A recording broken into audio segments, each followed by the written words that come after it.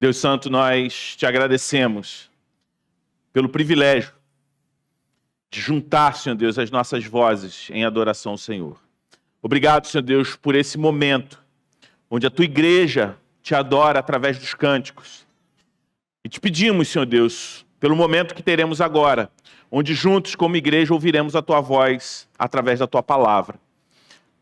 Eu te peço que o Senhor fale aos nossos corações e que o teu Espírito nos ajude a compreender aquilo que o Senhor quer falar conosco nessa noite.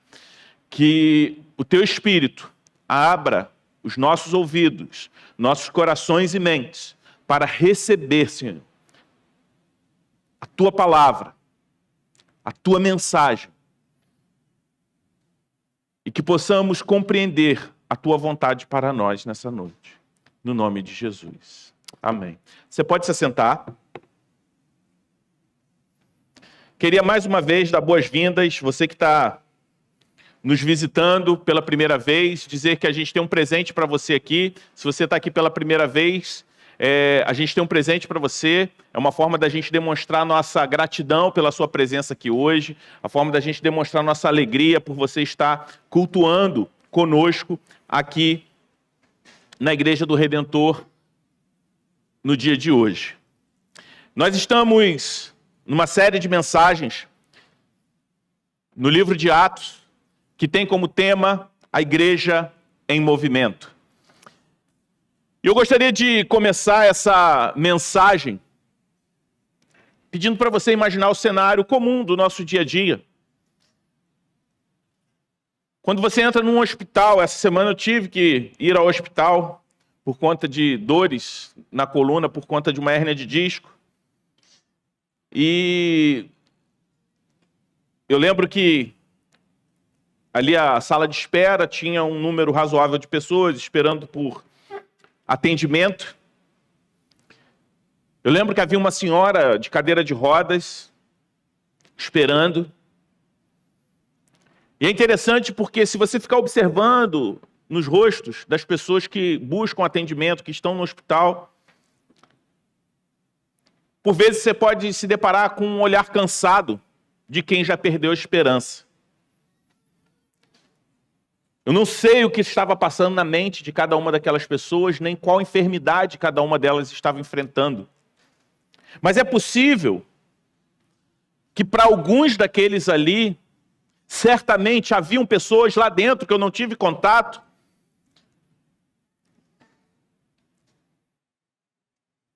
pessoas ali, certamente a doença e a morte pareciam ter a palavra final das suas vidas. O ambiente do hospital, não sei para você, mas transmite um peso. Transmite um peso, não um peso novo que nós não temos. Um peso que de alguma forma eu e você já sentimos. Porque a doença e a morte não são apenas estatísticas distantes de nós. A doença e a morte são inimigas que em alguns momentos nos visitam de perto. Você pode até tentar ignorar a realidade da morte, mas cedo ou tarde ela bate a porta. Seja por um diagnóstico inesperado, a perda de alguém querido, ou até a fragilidade que sentimos no nosso próprio corpo. Mas pense comigo, e se nesse mesmo hospital alguém entrasse e tivesse o poder para levantar aquela pessoa da cadeira de rodas, levantar aquele outro que está acamado, e fizesse tudo isso com uma simples palavra? E mais, imagine se alguém entrasse não num hospital, mas numa sala de velório e tomasse pela mão uma pessoa que está ali morta e a devolvesse viva para a sua família. Caso você contemplasse uma dessas cenas, certamente seria algo que mudaria completamente a forma como você vê a vida, a morte e o futuro. Esse é o impacto do texto diante de nós hoje. Depois de nos mostrar a conversão de Saulo, Lucas, o autor do livro de Atos, volta os olhos para Pedro e narra histórias que, à primeira vista, parecem apenas mais 2 milagres. Mas o que está acontecendo aqui é muito mais profundo. Hoje nós vamos caminhar em Atos 9, do versículo 32 ao 43, onde nós veremos algumas cenas, da cama ao caixão, da morte à missão. O que está acontecendo, e nós vamos ler no texto de Atos 9, de 32 a 43, é algo profundo. É Jesus mostrando que, através de Pedro, ele é o Senhor sobre a doença e sobre a morte. Que ele tem poder e pode vencer as barreiras de separação, o muro que existe entre judeus e gentios. Ele é capaz de curar enfermos e ressuscitar mortos.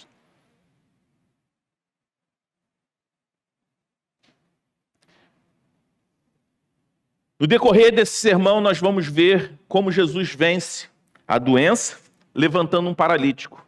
Como ele vence a morte, ressuscitando uma mulher chamada Tabita.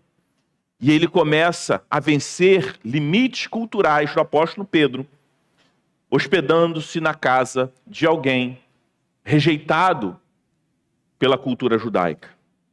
Essas histórias nos mostram que Jesus não é apenas uma memória do passado. Ele é um Senhor vivo, que continua a transformar vidas e que nos convida a confiar, a depender e abrir as portas do nosso coração para todos aqueles que o Senhor deseja alcançar. E por isso eu gostaria de ler com você, primeiramente, os primeiros versículos do texto que vamos trabalhar hoje, Atos 9, do versículo 32 até o versículo 35, a palavra de Deus diz assim: Passando Pedro por toda parte, foi também visitar os santos que moravam em Lida. Encontrou ali certo homem chamado Enéas, que havia 8 anos jazia de cama, pois era paralítico. Pedro lhe disse: Enéas, Jesus Cristo cura você. Levante-se e arrume a sua cama. Ele imediatamente se levantou.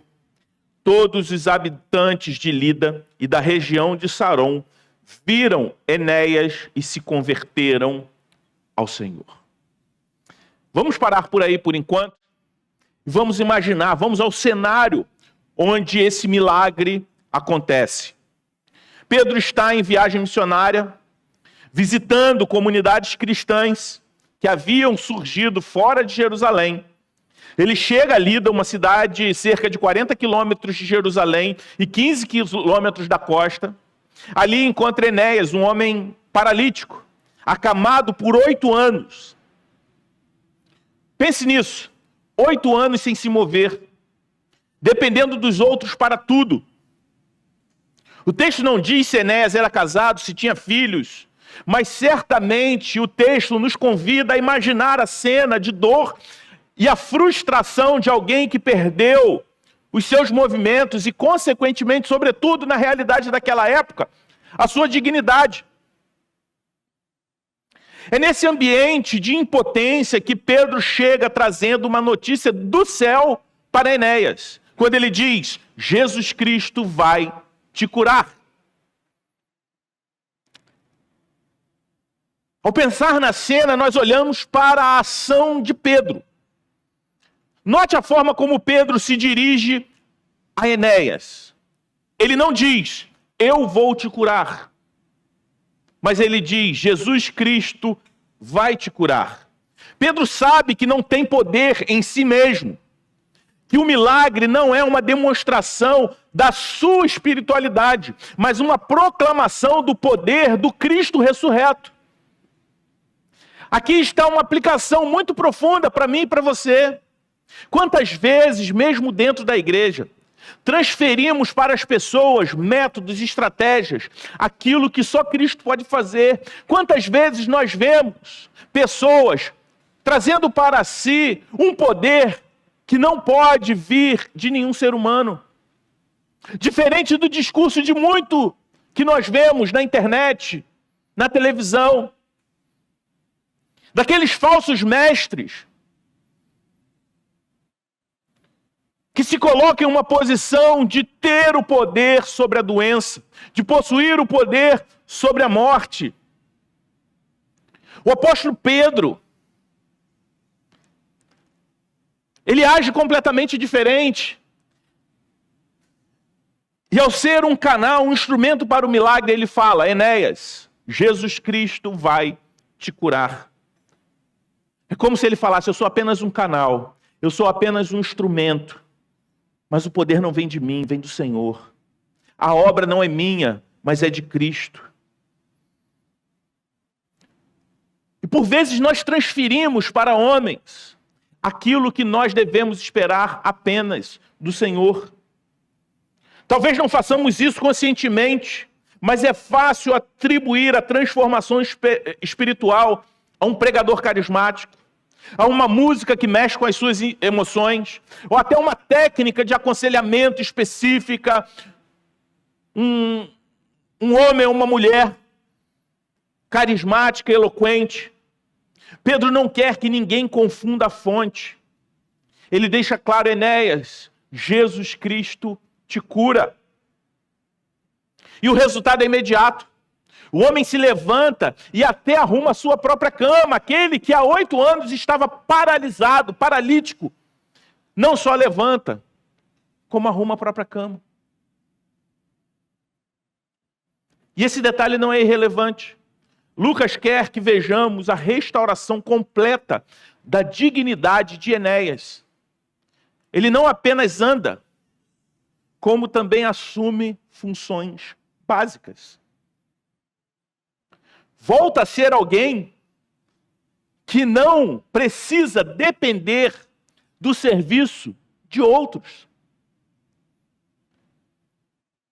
Não é à toa que Lucas registra a ação de Enéas logo após se pôr de pé.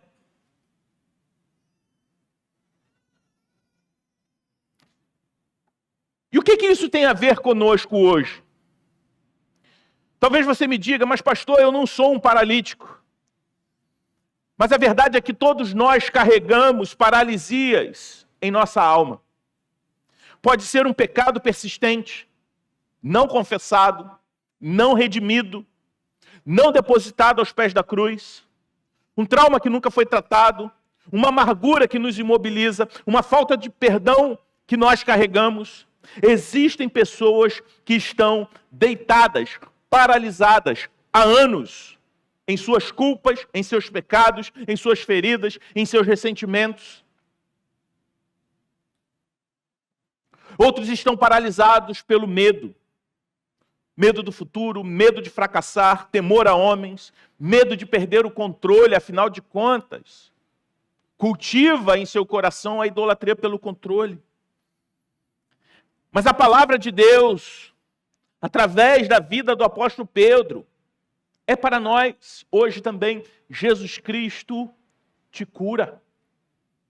Não é a força de vontade, não é um novo projeto de vida, não é uma técnica de autoajuda, é Jesus, única e exclusivamente Jesus. Somente Ele levanta quem está prostrado há anos. E essa transformação na vida de Enéas tem um impacto missionário. Saiba que nós somos recipientes da graça de Deus, mas todas as vezes que recebemos de Deus, não é um benefício para nós mesmos, não tem um fim em nós mesmos, mas toda a obra de Deus em nós tem um impacto missionário. E é o que nós vemos nesse texto. Qual foi o resultado final? O texto diz que todos que viviam em Lida e em Saron o viram Enéas curado. E o que eles fizeram? Foram convertidos ao Senhor.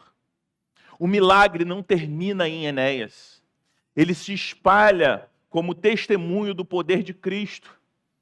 A cura de um homem se torna a conversão de muitos. E a conversão de pecadores, de trazer mortos espirituais à vida, é o maior de todos os milagres, maior do que qualquer cura, até mesmo maior do que uma ressurreição, que é o que veremos em seguida.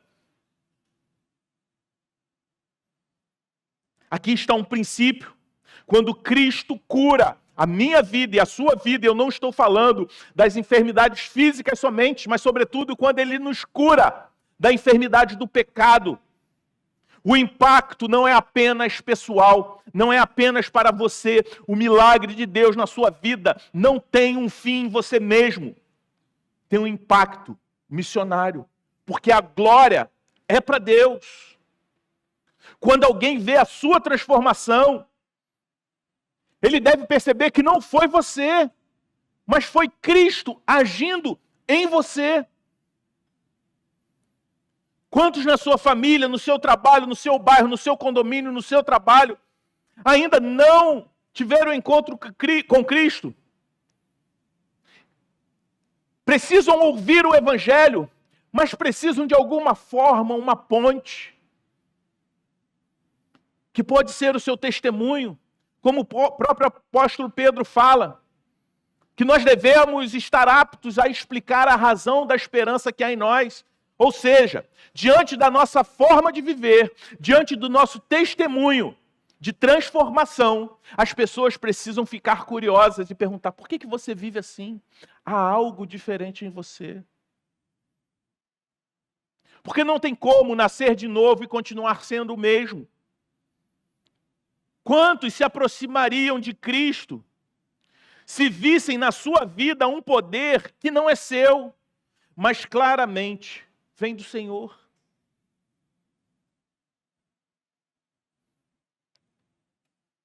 Quando nós não testemunhamos, nós estamos como... Não sei se você já viu um rio represado, uma grande represa. Quando nós temos um encontro com o Senhor, mas negligenciamos o testemunho público da nossa fé, é como um rio represado por anos. Se você observar uma grande represa, você vai ver aquele monte de água, parece parada, sem força, sem vida. Mas basta uma pequena abertura na represa, e aquela mesma água começa a correr com força, irrigando terra seca, trazendo vida ao redor. Enéas era como esse rio represado por 8 anos. Mas quando Jesus abriu a comporta da graça, ele não só foi restaurado, mas a região inteira de onde ele morava foi impactada. Meu irmão, minha irmã, onde na sua vida você tem experimentado paralisia? Em que área da sua vida você sente que você já se acostumou em permanecer deitado, dependendo dos outros, sem esperança, sem mudança, sem ação, sem atitude? E hoje a palavra de Deus é clara: Jesus Cristo o cura. Levante-se, haja, trabalhe. E não levante apenas para si mesmo, mas levante-se para testemunhar. O Cristo que cura também é o Cristo que envia. O poder que tira você da cama é o mesmo poder que pode alcançar a sua família, aqueles parentes ainda não alcançados, seus vizinhos, e até mesmo uma cidade inteira. Voltamos ao texto, no versículo 36 até o 43, a palavra de Deus diz assim: em Jope havia uma discípula chamada Tabita, nome este traduzido é Dorcas. Ela era notável pelas boas obras e esmolas que fazia. Aconteceu que naqueles dias ela adoeceu e veio a morrer. Depois de a lavarem, puseram o corpo num quarto do andar superior. Como Lida ficava perto de Jope, os discípulos, ouvindo que Pedro estava ali, enviaram-lhe 2 homens com o seguinte pedido: não demore em vir até nós. Pedro se aprontou e foi com eles. Quando chegou lá, eles o levaram ao quarto do andar superior. Todas as viúvas o cercaram chorando. E mostraram-lhe túnicas e vestidos que Dorcas tinha feito enquanto estava com eles. Mas Pedro mandou que todos saíssem, ajoelhou-se e orou. Depois, voltando-se para o corpo, disse: Tabita, levante-se. Ela abriu os olhos, vendo Pedro, sentou-se. Ele, dando-lhe a mão, ajudou a ficar de pé. E chamando os santos, especialmente as viúvas, apresentou-a viva. Isto se tornou conhecido em toda a cidade de Jope, e muitos creram no Senhor. Pedro ficou em Jope muitos dias, na casa de um curtidor chamado Simão. Aqui nós vemos que Cristo vence a doença e vence também a morte. Vamos para a personagem, Tabita, ou Dorcas, que era o seu nome em grego. É interessante que esse nome significa gazela. É como se Lucas quisesse nos mostrar que aquela mulher era uma expressão de graça, beleza, leveza no meio de toda aquela comunidade. Mas o que realmente define Tabita ou Dorcas não é o seu nome, e sim a sua vida, o seu testemunho. O texto diz que era notável por suas boas obras, suas doações que ela fazia aos necessitados. Se Enéas representa a dor e uma vida paralisada, Tabita representa a beleza de uma vida dedicada ao servir. Ela costurava roupas para as viúvas, se dedicava aos atos de misericórdia. Uma mulher que não pregava sermões em públicos, que não tinha grandes títulos, mas cujas mãos expressavam o amor de Cristo. É como se Lucas quisesse nos lembrar que o reino de Deus não avança apenas com Pedro, com Paulo, pregando a multidões, mas também de discípulos comuns, cheios de bondade, que transformam sua vizinhança com as suas obras de amor. Mas a tragédia chega também aos bons. De repente, Tabita adoece e morre. O choque é imediato. As viúvas, provavelmente sustentadas pela generosidade daquela mulher, choram ali de forma inconsolável. Elas mostram a Pedro as roupas que Tabita costurava para elas, como quem diz: olha o que nós perdemos. As obras, aquelas roupas, eram uma materialização da sua bondade. É como se aquelas viúvas, como nós viveremos sem a bondade dessa mulher? Uma vez que as viúvas naquela época faziam parte de um dos grupos mais desassistidos da sociedade. E essa cena ela é profundamente humana.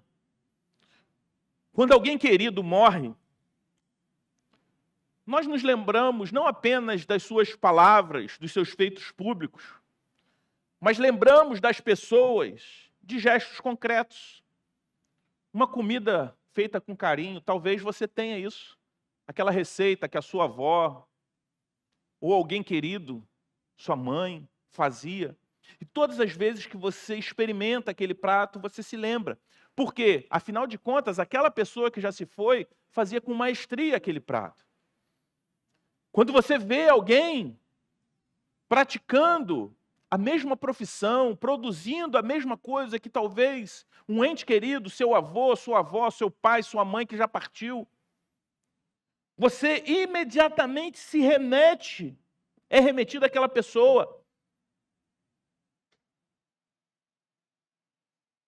É por isso que a morte é tão dolorosa.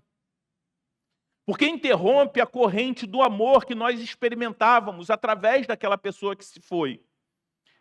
E talvez esse seja um dos momentos mais duros do ministério pastoral. Estar diante da morte. Quem de nós nunca ficou sem palavras num velório?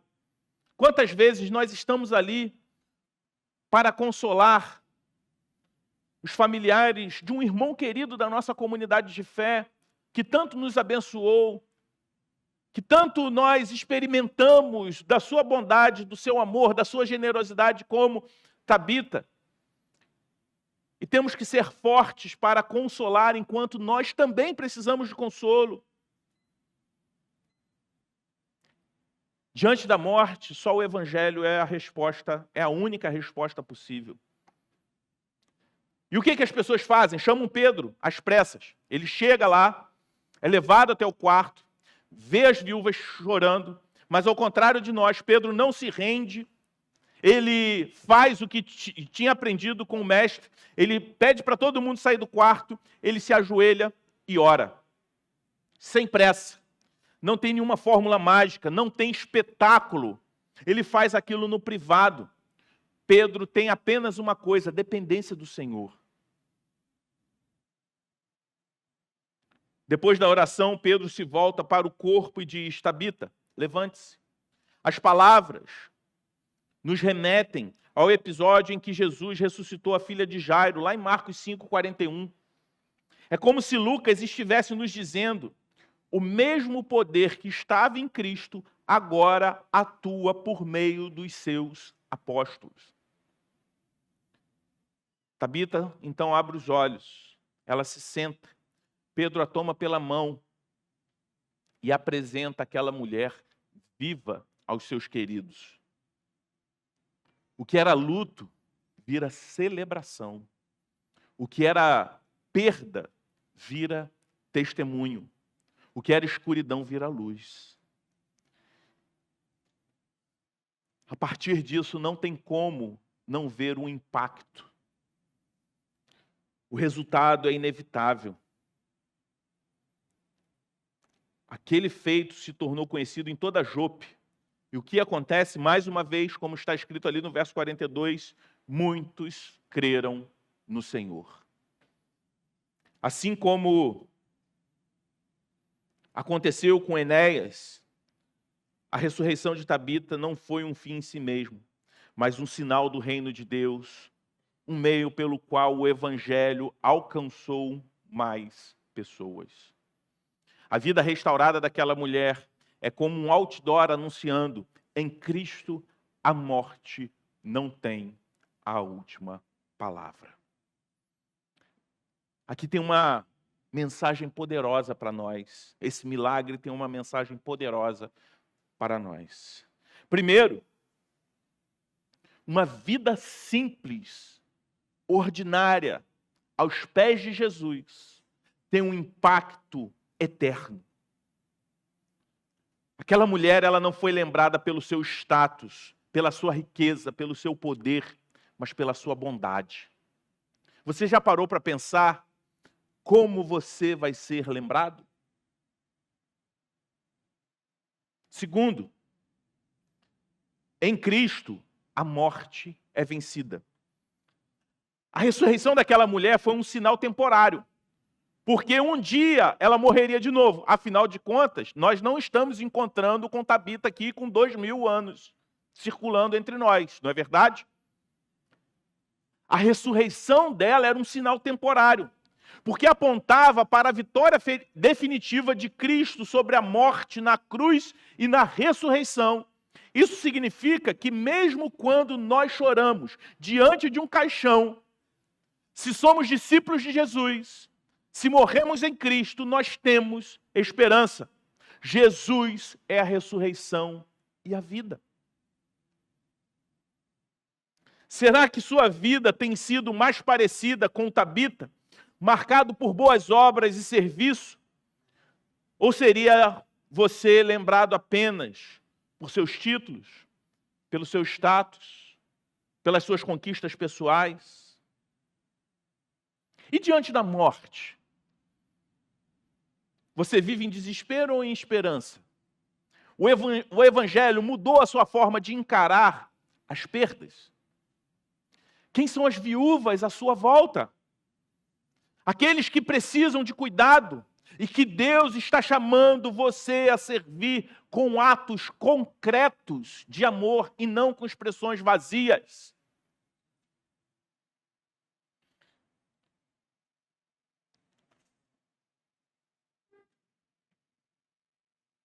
Assim era Tabita,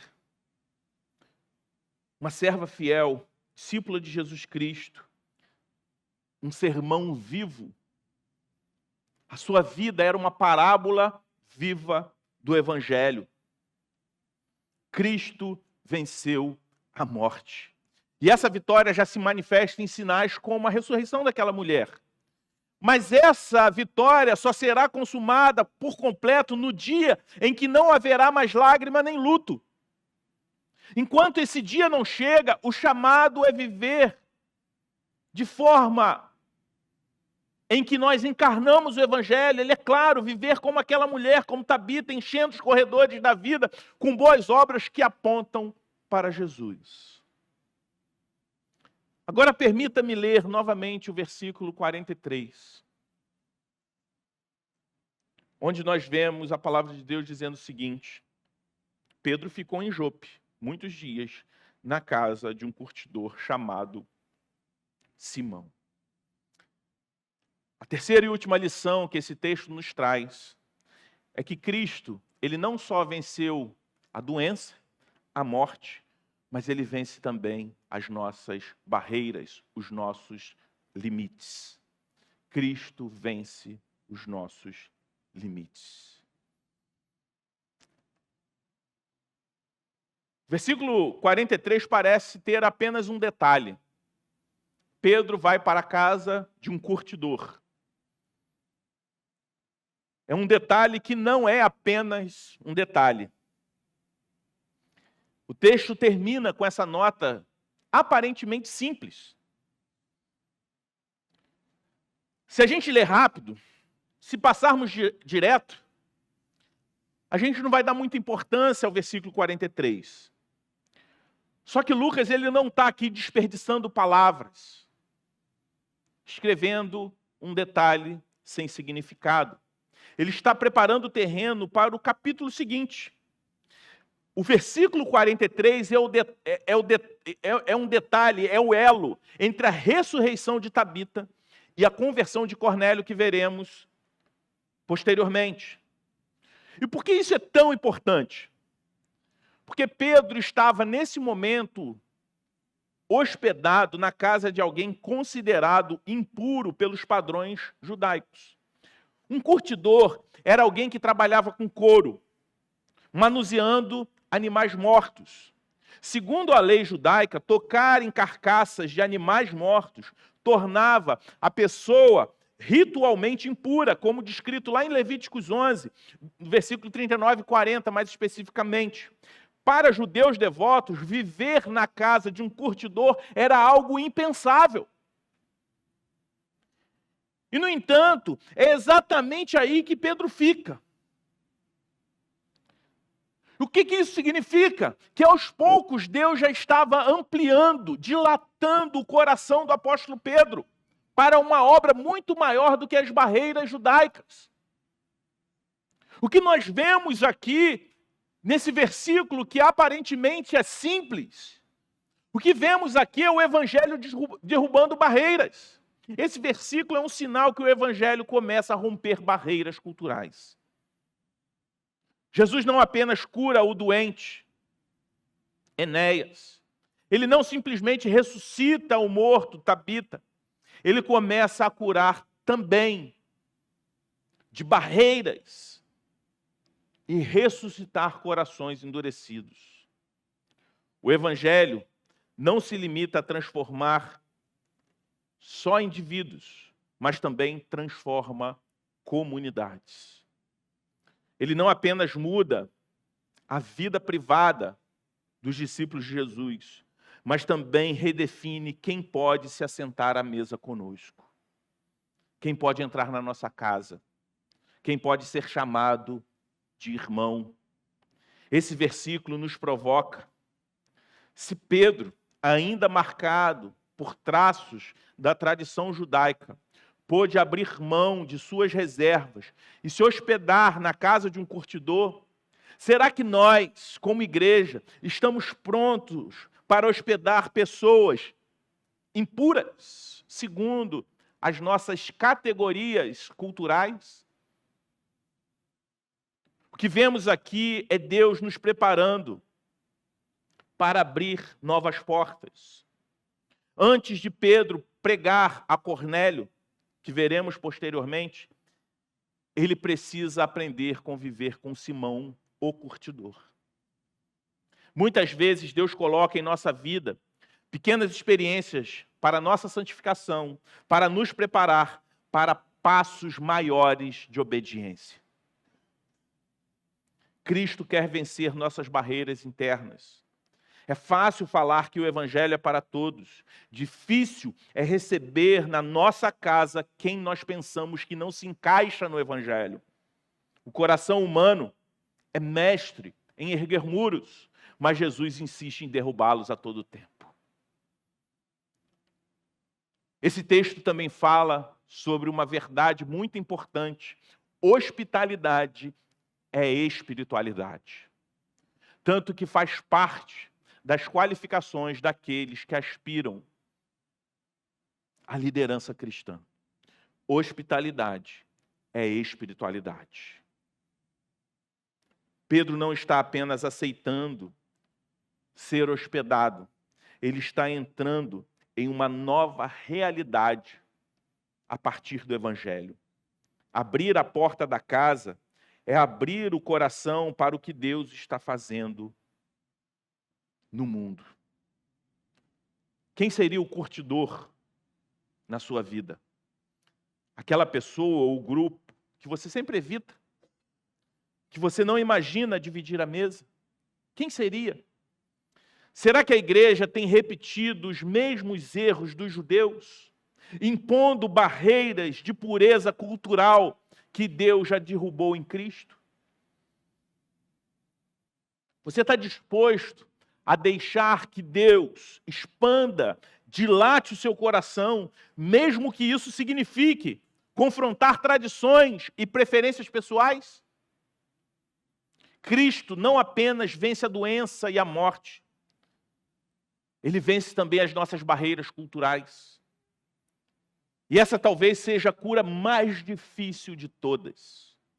Do que adianta crer em um Cristo que ressuscita mortos, se não cremos em um Cristo que derruba os muros que nós mesmos levantamos? O Evangelho não é apenas sobre milagres espetaculares, mas sobre uma vida transformada que acolhe, hospeda e ama quem antes era considerado impuro, mas foi transformado, salvo e amado por Cristo, assim como nós. Olhando para Atos 32, 9, de 32 a 43, nós vimos 3 vitórias de Cristo.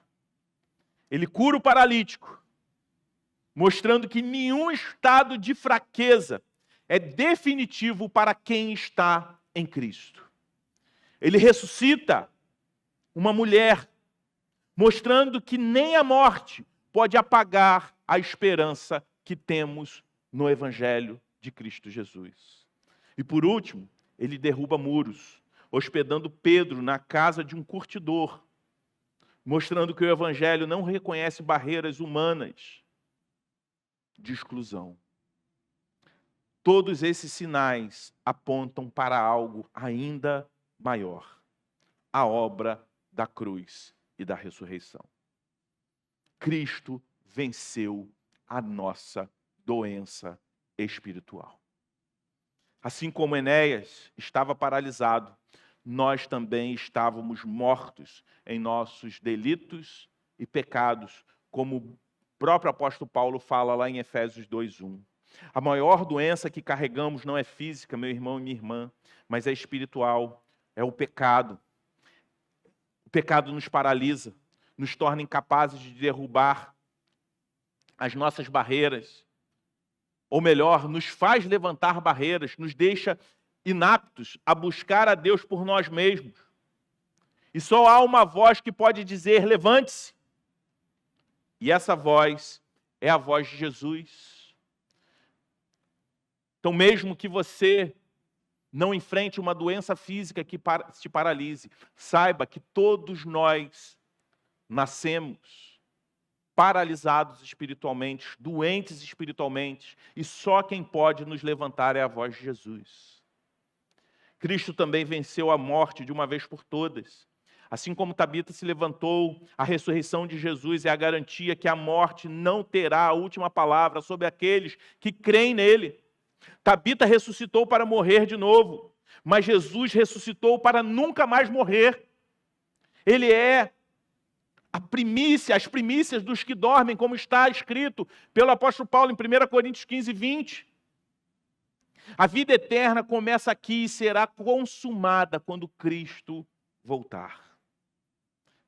E Cristo também derrubou a obra, o muro da separação. Assim como Pedro entrou na casa de Simão, o curtidor, e logo depois na casa de Cornélio, Jesus derrubou o muro que nos separava de Deus e uns dos outros. Efésios 2 diz que Cristo é a nossa paz, aquele que de dois povos fez um só. Na cruz, ele quebrou a parede de inimizade, reconciliando judeus e gentios, ricos e pobres, religiosos e irreligiosos, e fazendo desses grupos um só povo. Talvez você esteja aqui hoje e perceba que está paralisado por pecados, que você nunca conseguiu vencê-los. A palavra de Cristo para você é: levante-se, que eu te curo. Talvez você esteja vivendo sob o medo da morte, com ansiedade do futuro, ou até mesmo amargurado por um luto recente. A ressurreição de Cristo garante: a morte não tem a última palavra para aqueles que estão em Cristo Jesus. Mas talvez você viva atrás de muros, condenando pessoas, mantendo a distância de quem é diferente. Pessoas que são diferentes, mas que foram salvas e alcançadas por Cristo, que foram amadas por Cristo, mas você se nega a doar esse amor. O Evangelho é para todo tipo de pessoa. Você não pode impedir o que Deus decidiu fazer. A cruz é o lugar onde Cristo tomou sobre si a nossa doença, a nossa morte e também os nossos muros. A ressurreição é a prova de que ele venceu cada um desses inimigos. E hoje ele chama você a crer, a confiar, a se render a ele. Precisamos crer. Você crê que Jesus é poderoso para curar a sua vida de pecados? Você crê que ele é o Senhor sobre a morte e que nele você terá a vida eterna? Você crê que ele derrubou toda a barreira para reconciliá-lo com Deus e uns com os outros? Se você já crê, viva como Tabita, uma vida de serviço. Viva como Pedro, disposto a abrir não simplesmente a sua casa, mas o seu coração para o outro. Viva como Enéas, um testemunho vivo do poder de Cristo. Se você ainda não crê, hoje é dia de se levantar pela fé. Hoje é dia de experimentar a vida nova que só Jesus Cristo pode dar. Porque Cristo cura, ressuscita, reconcilia. Ele é o nosso Salvador. Amém? Vamos nos colocar de pé e vamos orar. Deus Santo, nós te agradecemos pela tua palavra. Te agradecemos pelo privilégio, Senhor Deus, de ouvirmos a tua voz através das suas sagradas letras. Se há mortos espirituais aqui, que o Senhor possa falar a cada um deles. Levanta. Se há pessoas paralisadas pelo pecado, que eles possam ouvir a tua voz. Levanta, que eu te curo. Que o Senhor possa promover a cura que todo pecador necessita, a cura espiritual. Mas que o Senhor também possa fazer a tua obra em nós, que já somos teus filhos e filhas. Que o Senhor possa derrubar os muros que porventura ainda existam em nosso coração. E que possamos ter uma vida marcada pela hospitalidade, pelo serviço e pela bondade. Que possamos ser cartas vivas, parábolas vivas do teu Evangelho. Para que os outros, para que o nosso modo de viver desperte a curiosidade da razão da esperança que nos move. E que possamos ser anunciadores proclamadores do Evangelho, que possamos ser agentes vivos do teu milagre, e que o milagre operado em nós possa impactar a nossa cidade, assim como impactou aquelas comunidades narradas nesse texto. Que o Senhor possa fazer a tua obra em nós, no nome de Jesus. Amém.